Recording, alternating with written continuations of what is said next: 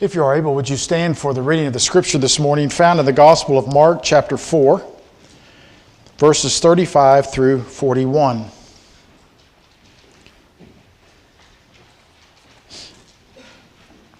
Hear now the reading of His Word. On that day when evening came, He said to them, "Let us go to the other side."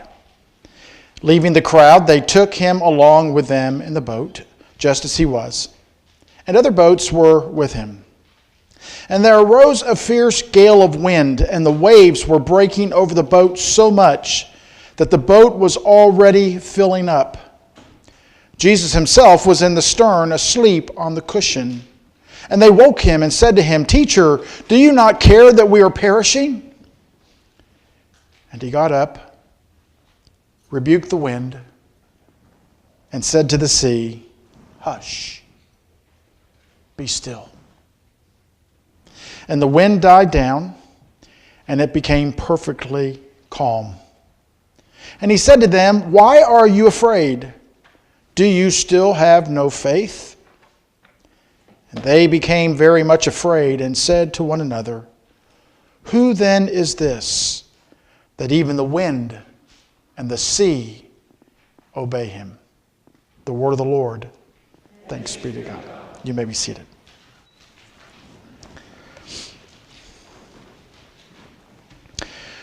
After a very long and boring sermon, the parishioners were filing out of the church, saying nothing to the preacher.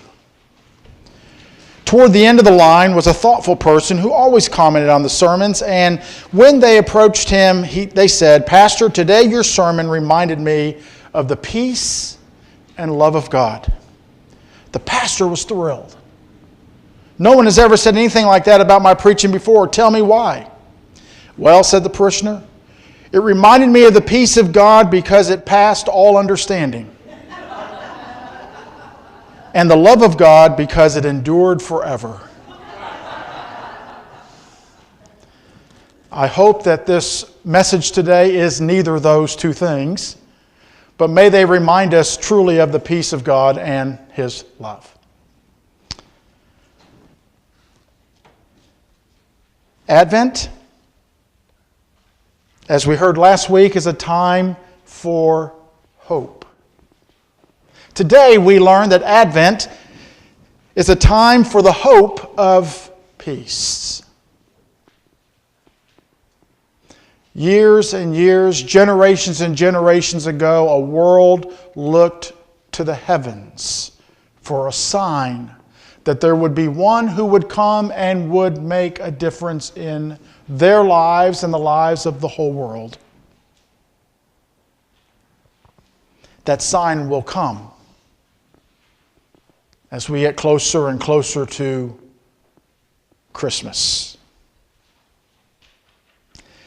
But Advent is a time and a hope for peace. If we are aware of the Scriptures, we know that creation longs for peace through its redemption. In Romans chapter 8, there is a text that reminds us of this. Paul writes and says, "I consider the sufferings of this present time are not worthy to be compared with the glory that is to be revealed to us. For the anxious longing of the creation waits eagerly for the revealing of the sons of God.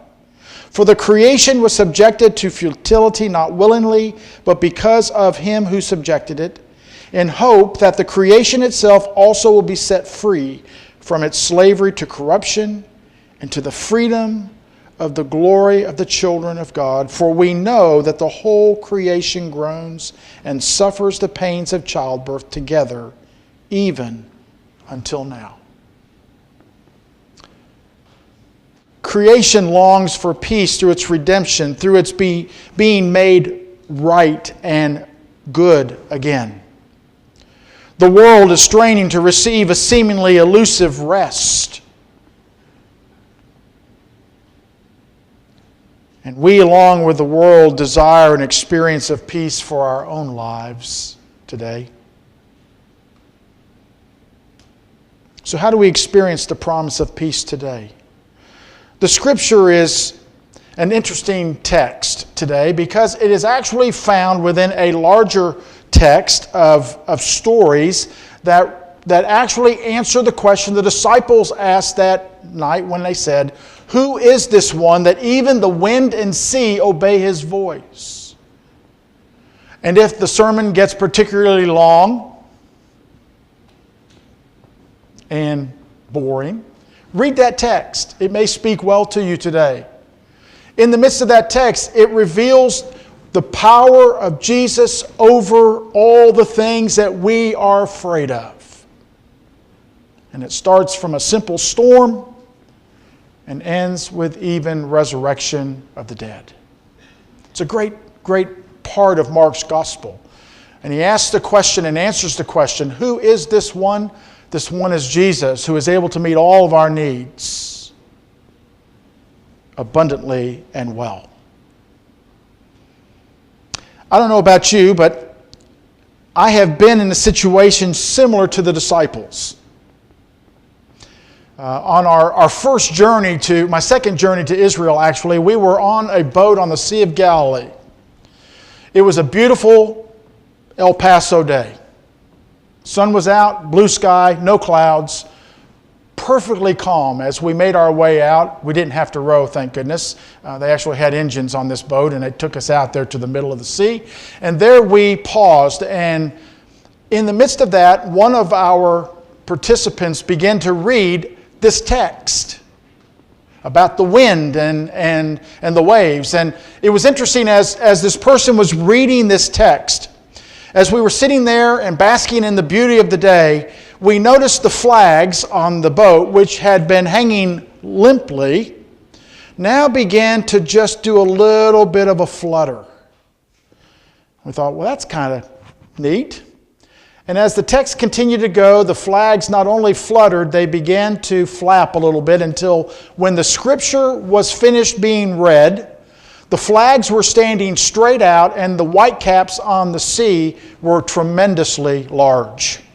Now, we weren't in a boat the size of what the disciples would have been in, so we weren't fearful for our lives, but it was interesting how quickly that storm, that wind began to blow and the sea became very restless. So the disciples leave from the other side and they're heading back, and as they're going, they're probably beginning and everything is going well, and all of a sudden the wind begins to pick up. And now they are faced into a gale and they're trying to make their way, and they're not doing very well at all. In fact, now the waves are just beginning to fill the boat so that the boat will begin to sink. Now these are experienced fishermen. This isn't their first storm on the lake. They've experienced this before. But this one is tremendously different because it now causes them to fear for their lives. My family decided they were going to take a deep sea fishing excursion off the coast of North Carolina. And so my father, along with some friends of his and our families, got together, and moms had prepared lunches and all kinds of stuff for us on this journey. An all-day journey, much like Gilligan Island, right? And so we set sail from the shore of this perfect harbor. Sun was shining, not a cloud in the sky. And as we began to make our way out of the safety of the harbor, we noticed that the boat kind of did this stuff. And we thought, it's just too nice of a day for the boat to be doing something like this. And as we began to make it farther and farther, the waves not only began to do the boat this way, but it began to do the boat this way, and then down this way, and then it had us. There were times when we'd be standing on the deck of the boat and we could not see the sky. The waves were that high over the boat. Now, we were beginning to get a little bit antsy about that, but we had a seasoned skipper, just like Gilligan. And so as we began to continue and began to go and make it farther and farther, it got worse and worse. And finally, the one who started the whole thing got a little queasy and you know what happens when you get queasy, and that was just the sign that we were all supposed to be feeling the same way, and so we did. And it was terrible. The skipper felt so sorry for us that he turned the boat around, I don't know how, and we came back into port. And when we got back in, the moms, who had been up pretty much most of the night getting ready for this great adventure, woke up from their comfort down below and said, "Are we there yet?" "Oh yeah, we've been there and we're back." And they said, "Did we miss the fishing?" No, there was no fishing. And so they missed it all, but they were down in the bottom of the boat in this room, and they were asleep, and they missed all the fun and all the joy of that excursion. So I can imagine how the disciples must have felt when this is all going on, and they have to be a little bit leery of their own life. This isn't the only story in the text and the scriptures that we find where the disciples are afraid when they're on the ocean or on the sea and there's a storm, and the one time Jesus comes across on the water. In the midst of crashing waves, in the midst of the tumultuous and turmoil that happens in our life, how do we experience the promise of peace today? When things are tough, and things are hard, and things are difficult for us to comprehend and to understand, how is it that you and I are going to be able to experience this peace that was announced by the angel so many years ago, and which Jesus announced to his disciples following the resurrection when he came into a locked room and he said to them, "Peace be with you." When we don't have that peace, how do we get that peace? How do we experience that feeling to know that even though the rest of the stuff around us is crazy, inside of us, it's okay? I think that's the question the world asks today. I think that's really what happens with a lot of people as they're seeking to find meaning in their life. They're really looking for peace. Where and how can we experience that? The text gives us a little bit of information for this. And so for the few moments that I have remaining here in this message, the first thing I want to share with you that I believe that the disciples understood, if they were not saying it, they were thinking it, is that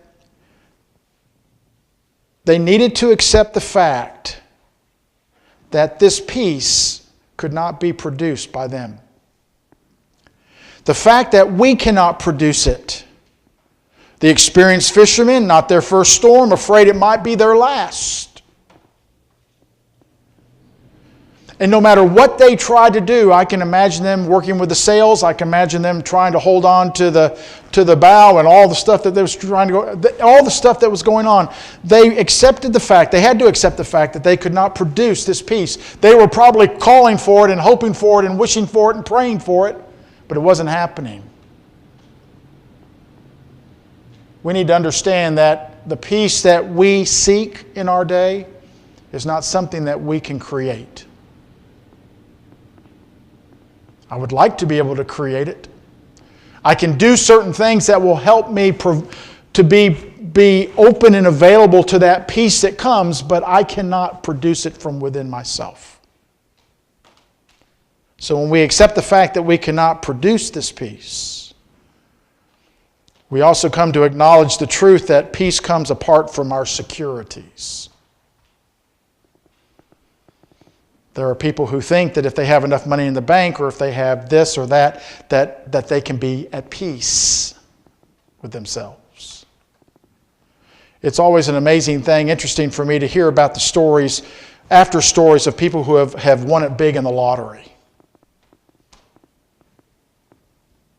Individual in West Virginia years ago came big in the lottery and at the end of, after he had died and his 2 grandchildren had died because of drug overdoses, the wife of this man who had won the lottery said, "I wish that we had never won the lottery." It changed their whole life. Thinking that the security of stuff would prevent or would present this peace. The disciples understood the boat was not enough. It had been their security before, but it is not enough now. They realize that not only can they not cry out for peace and hope that it comes, but they also understand their boat is not, they're watching it fill up. And they're thinking, this is not going to be a good ending to this story.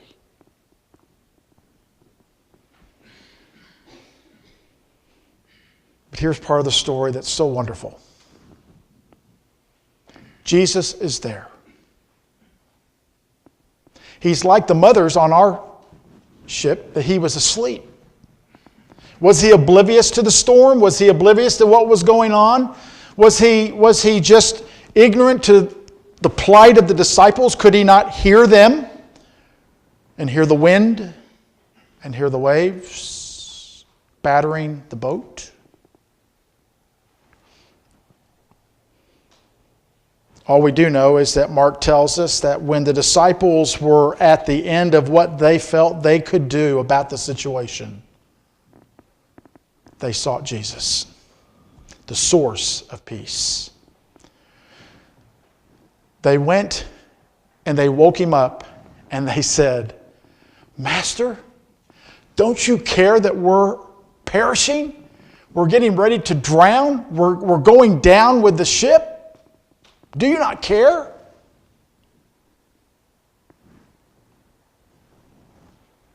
And when he comes on deck, he says, "Hush," to the storm. "Peace," to the waves. And I like what Mark says. And immediately the sea became perfectly calm.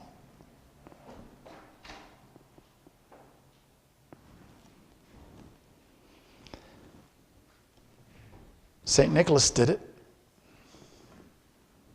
Jesus did it. And it caused fear in the lives of the disciples, I think a healthy fear, where they asked the question, who now is this one? This one who has called us into this work, who has called us to follow him, who has called us to listen to him. Who is this one who can even speak to the wind and the waves and they will be calm? His name is Jesus, and he is the source of peace. Augustine said it this way: "You have made us for yourself, O Lord, and our hearts are restless until they rest in you."